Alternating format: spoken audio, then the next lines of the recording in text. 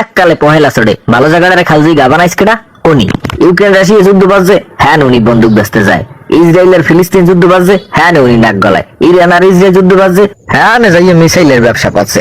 এরই কয় একই কোনো কাম। মানবতা বলতে তো একটা জিনিস আছে। হ্যাঁ, এ ব্যাপারে মোশারেফ ভাইয়ের সাথে আমি একমত।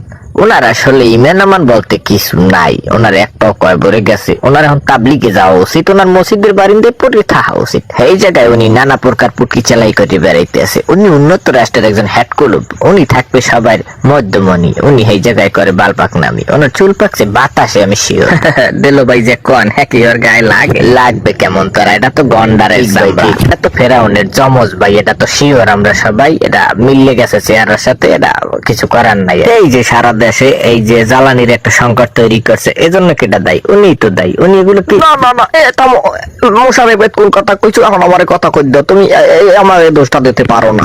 এই যে তো মুসলমানি এত আর আমি বন্ধ করি না, এত ইরান বন্ধ হচ্ছে, ঠিক আছে, কিন্তু উসিলে তো ইরান বন্ধ হচ্ছে, হে দোষ কি তুমি আমার দিতে পারো? এই তেলের সংকট হইয়া কিছু কিছু দেশের জন্য ভালো হয়েছে, যেমন বাংলাদেশ। ওরা মনে করো তোমার বাংলাদেশে কি হয়েছে আমি নিজের চোখে দেখছি। হ্যাঁ আমি বুঝলাম না, তুমি আমি হনো আমি কইতেছি তোমার বাঙ্গাই না কইলে তো তুমি বুঝবা না জিনিসটা কি। ওটা সে তেলের অভাবে বিদ্যুৎ বন্ধ, গুরু গেরার লেহাপড়া বন্ধ, আর আগুই যাইতেছে টিকটক করি, আর কথা